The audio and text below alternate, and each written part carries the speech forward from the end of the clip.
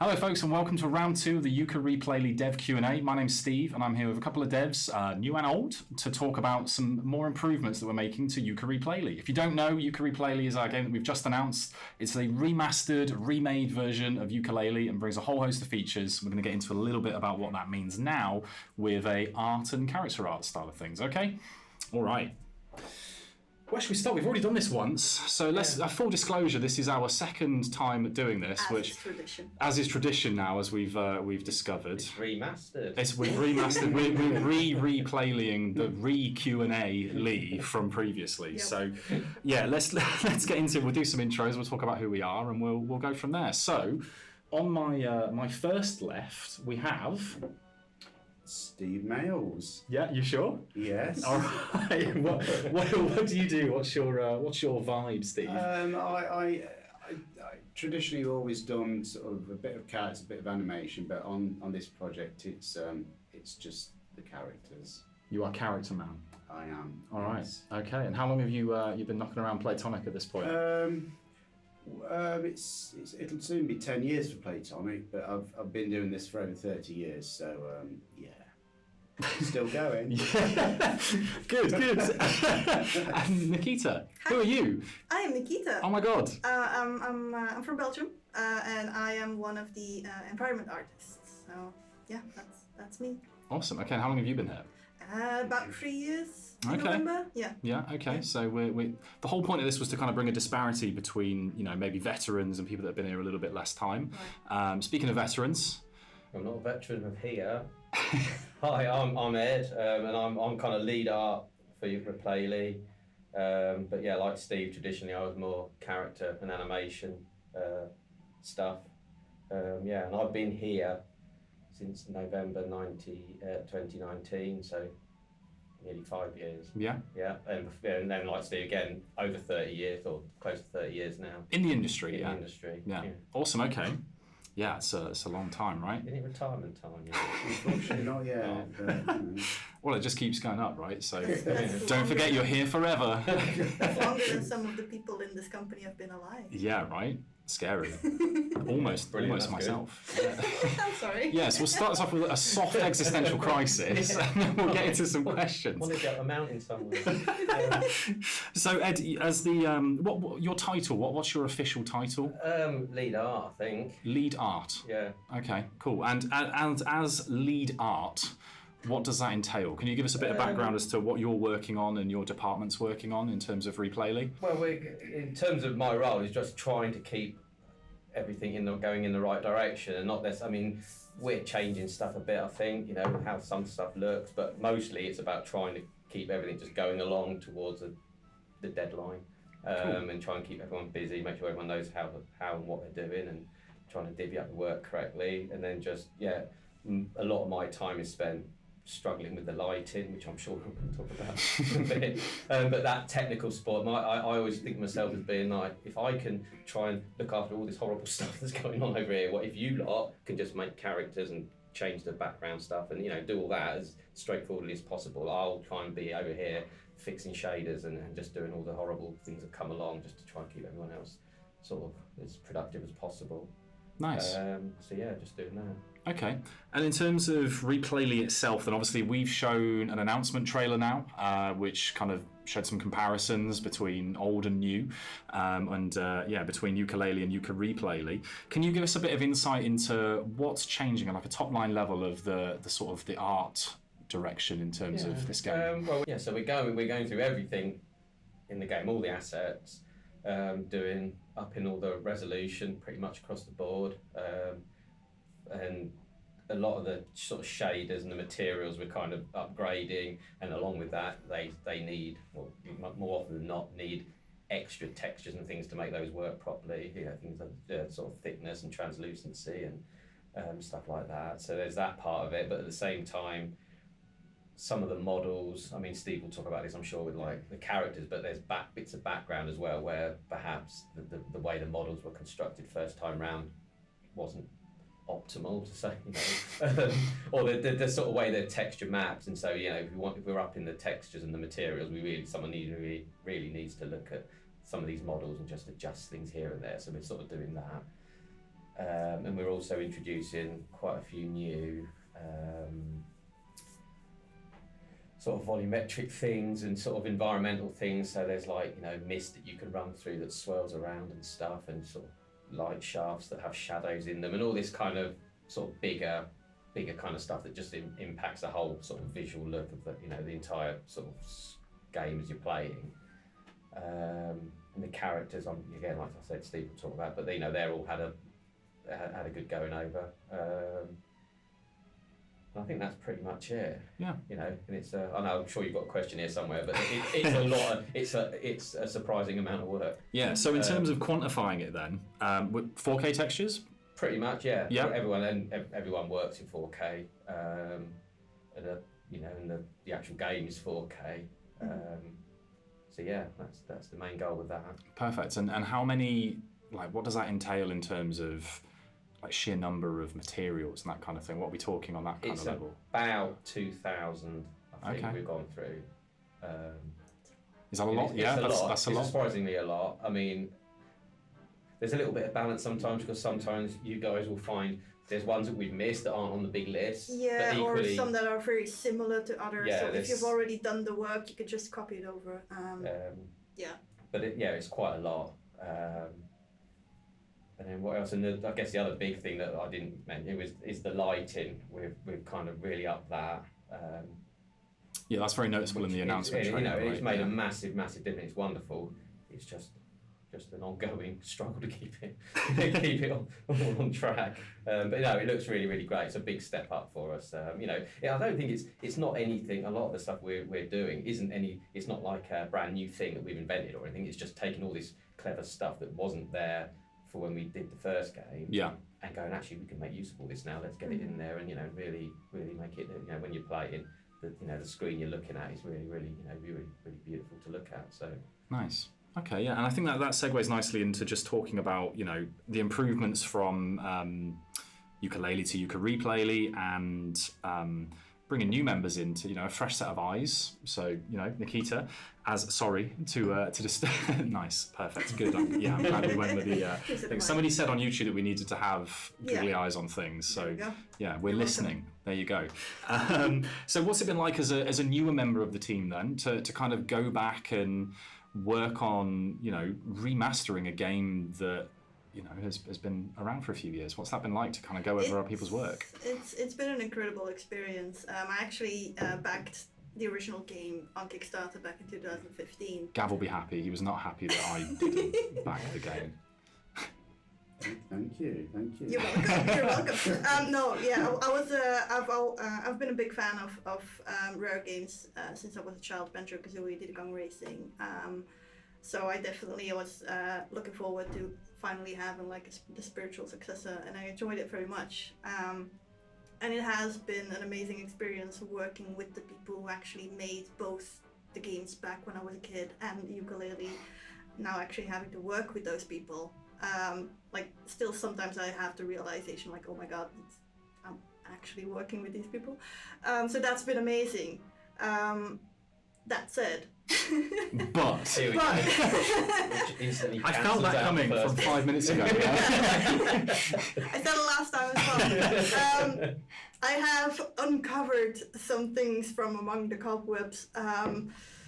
Things that I didn't expect to find, models that were very badly modeled, textures that were badly textured, but some of the things that you could see like under the hood, the way that the polygons are like the polyflow and everything, I just ask myself every day, why did they do this?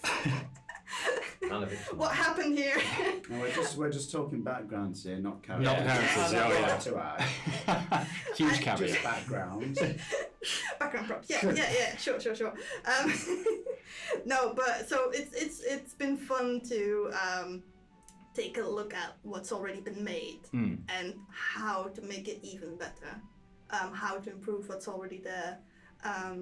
It's been a challenge for sure, because other projects it's always from scratch. You make the concept, you make the model, you texture it, and you put it in the game. Now everything's already made, so you have to look at it differently. but yeah, it's been a challenge, but it's been a lot of fun. A fun challenge. A fun challenge. Good. Exactly. Yeah, we like that. We like to keep ourselves challenged, right? That's Exactly. nice. Excellent. Okay. And Steve, coming to you, in terms of redesigning characters, then that you've already you did so long ago, how do you start that process? How do you look back and start to go, oh well, I'd change that now, and how does that look for you? Yeah, it is an interesting process. It's something that I've never had to do before, like in 30 years, really. I mean, there's been times where you moved on to sequels and you might have tweaked characters, but this is like doing the whole lot of them. Unfortunately, there isn't a way just to like click a button and smooth it and up-res the textures. Well, you can do that, but you're not going to get a very nice result. So I'm going in there and I'm like adding more polygons. But again, I'm having to do it in quite a careful way because a lot of the original models, there's quite a lot of triangles and they don't smooth too well. So if you do that, you get sort of strange topology.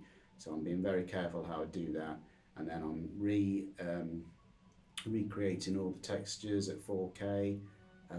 A lot of cases rebaking the high-res normal maps if the high-res models still exist, because we weren't the best at archiving on the first project. But yeah. So yeah, it's some of them can take a day, some of them can take sort of 5 days would probably be the longest I've spent. Blimey, okay, yeah. And it just depending on the amount of work, on the amount of detail on the original character really, and how that can be, detailed and brought to life in 4K really, as opposed to 1K, which the original text was where we're at. Yeah. This is one for all of you, so I'm going to allow you the time to load up an answer to this riveting question, which is what I will start with you, Steve, as we've grass. Is the answer grass? There is a 50% chance that the answers to these questions are grass or lighting. But so far, what sort of new skills or processes have you learned or been able to utilise since the first game that have kind of made Replaylee easier for you in terms of, getting those improvements in?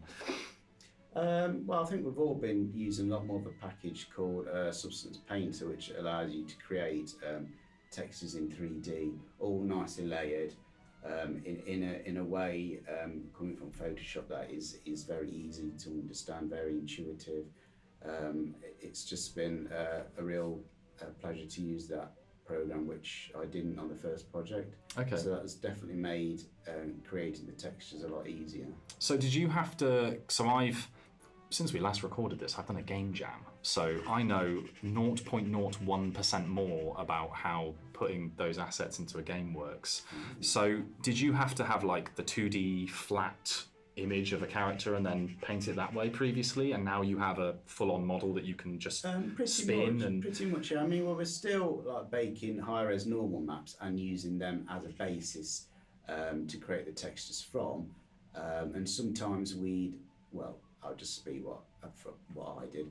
Sometimes I'd paint on the ZBrush model, which is painting in 3D, but you don't get the nice layers that you do in Substance Painter and various other things. So there was an element of painting in 3D, and then you could export it as a mass, but it was a very, very clunky process, not very intuitive. But a lot of the time it was paint in 3D. Have a look how that looks in Maya. Not quite right. Go back to 2D, and painting in 3D, understandably, has taken away a lot of that to and fro and makes the process a lot quicker. Yeah, that seems like it'd be quite arduous to have to jump back and forth to see how those things translated. Yeah. So yeah, I bet that's a nice, huge time saver. What about you, Nikita? What sort of, obviously, having not worked on the first game, but being able to jump in, what sort of processes are the best for you in terms of getting things done? Yeah, so I joined Playtonic shortly after I finished uni, and I've basically been using all of the technology and techniques that I've learned there at Playtonic.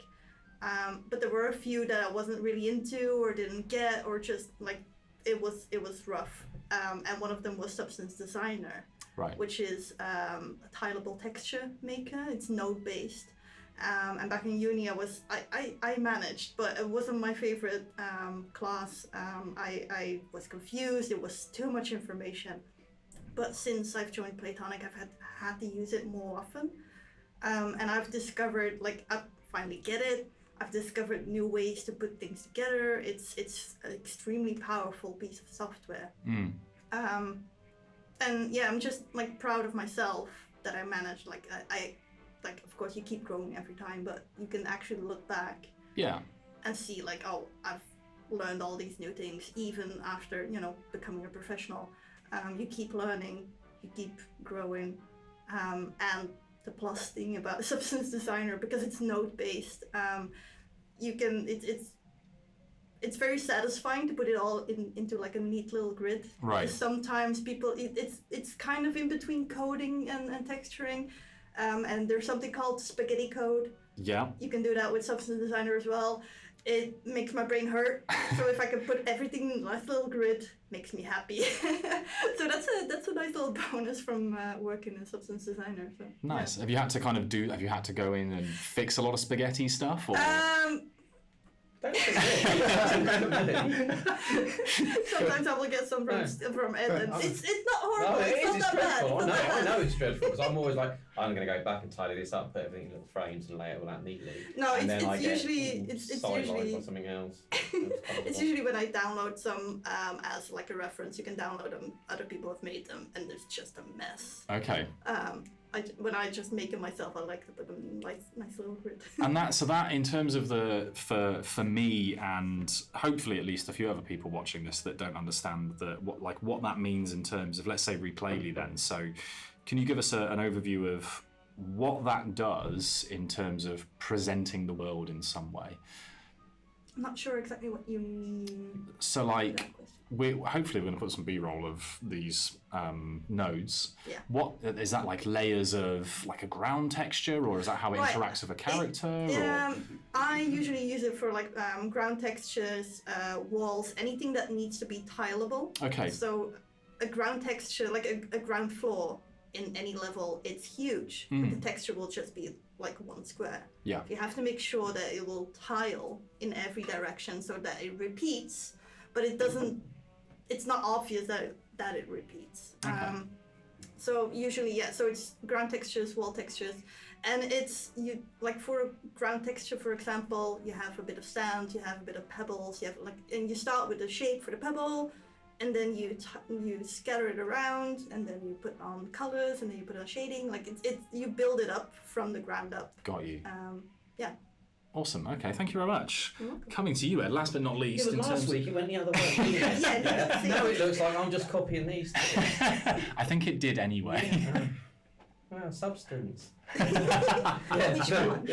All of them. All of them. Yeah, no, they are. It's astounding. And like Nikita says, you can think you kind of, oh, I know enough about this now, and then you go, oh, actually, there's this new thing that's come along, or I've just seen a tutorial or some other thing where they've used these nodes very creatively, and often it's usually, oh, I've achieved this thing that I'm kind of happy with a million nodes, and then someone comes along and goes, oh, you can do that if you just plug this into that, you get a much better result with half the stress and everything. So it's a non-stop learning activity in that, but it is really good. And like Nikita said, with the one that springs to mind that we've done for the glacier level is some of the rocks now have, it's like rock, and then over the top, you know, the base kind of rock stuff, so how shiny it is and all that, and then you've got another layer which is the kind of detail map of it, so like smaller imperfections and all that stuff, and that's got its own set of you know, how shiny it is and all that stuff. Yeah, and it tiles higher, so it's you get this stuff going over it, and then on top of that we've got like an ice layer where bits of it are clear, you know, glassy ice, and then it gets rough to kind of frosty ice, and so in Designer you can set all this stuff up and build it all up, and so you end up spitting out whatever, 12 textures say, and then you can go and shove that on the shader and the material in the game and see it all recreated, you know, in real time, and it's brilliantly clever, but yeah, it's a lifetime of learning to get the most out of it. So just, we've touched on it there. You said you talked about Glacier. We put a thing out on social media. It's just sort of asking people what level they were most looking forward to sort of seeing in Replaylee, and Glacier was, if not the most mentioned, it was the top, you know, joint most mentioned. So can you tell us a little bit about what's going on there? I know we've seen some reactive grass in our announce trailer, so maybe it's a 33.3% chance of getting the answer here.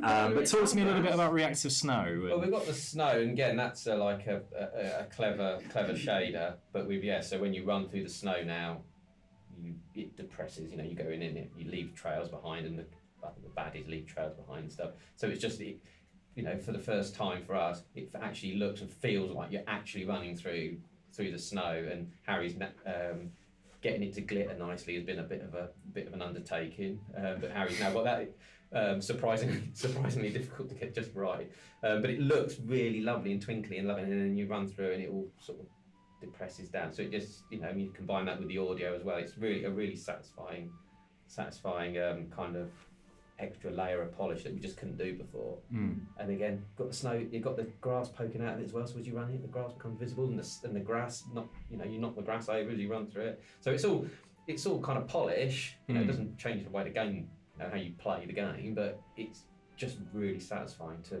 sort of be in a world where those sort of things actually react to what you're doing and what's happening and what you expect to happen. So it's really a lovely, it's that, like I say, it's like when you look at the whole screen when you're playing, all that stuff adds up to just make it a really lovely, wonderful thing you play. That's the word. Immersive. It's like VR without VR. Yeah? Without feeling sick. You can have that. Without feeling sick. You can keep that. Or spending a grand on a headset.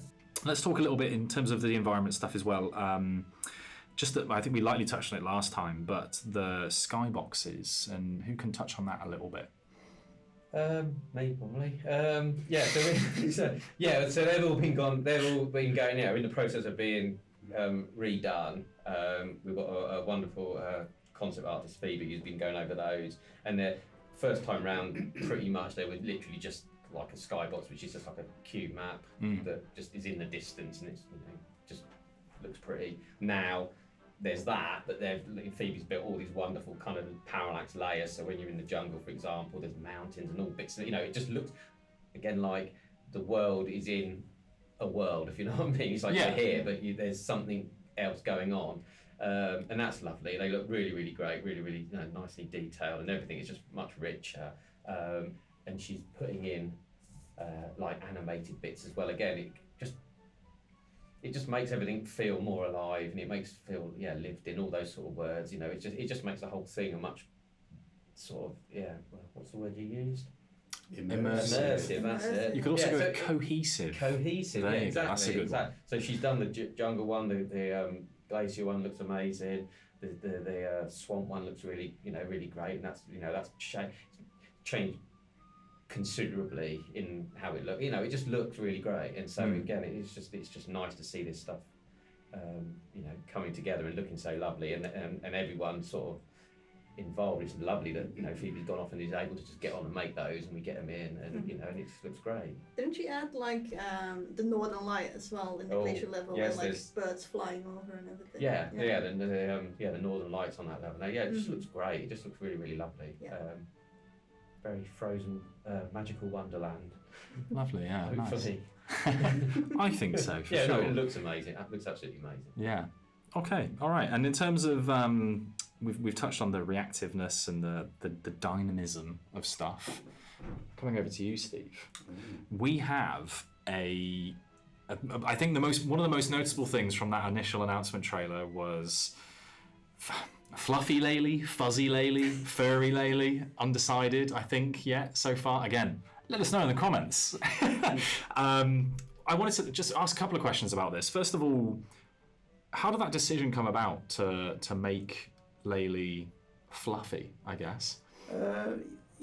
She wasn't intended to be fluffy, but I kind of tweaked the model because I can only really make tweaks because we're keeping all the joints and things in the same place, so animations can continue to work if we want to reuse old animations. So that's something I didn't mention early on the characters. I'm kind of restricted in what I can do. But anyway, offered a bit of a tangent there. So I did the new Laylee, and she went in. I thought she looked fine, and then somebody said, "Oh, wouldn't it be nice if she was furry? So, oh God, fur. It's never my favourite thing to add on characters. It can be quite time consuming. So so we looked at some third-party solutions, but in the end, I'm doing it myself in Maya. At the moment, I'm using a tool in Maya called Paint Effects, where I put on each sort of first strand, which sounds very laborious, but it doesn't take that long. But there is quite a lot of tweaking to do afterwards. And then to get it all working in the game, Ed had to do quite a lot of work so we could transfer over vertex colours so everything would look correct, and stuff to do with the alpha cutting. It's quite an undertaking, but hopefully people are liking it. I would say that she is a fan favourite already. Yeah, I think the reaction online has been really awesome. Maybe we could make all the characters. No. We did drop that capital B render, and some people did say, "Why isn't capital B furry?" Because Bumble's been shaved. He makes likes to a shave, alright? This is it. I said he was shaved for efficiency, which. Give him a beard. Oh yeah, a bit of 5 o'clock shadow maybe. Maybe he's a bit haggard. Maybe he's come back a bit haggard. His immunity, and if they get enough votes, Put it in the comments. Let us know in the comments. What's that thing? Alopecia, that's what he's got. Okay, yeah, fair enough. Yeah, that's fair. Yeah, that's Representation. that's nice representation. Yeah. Sorry. Fair enough. Okay, no, fine. We've shut that down immediately. Sorry, Ed, that's not happening.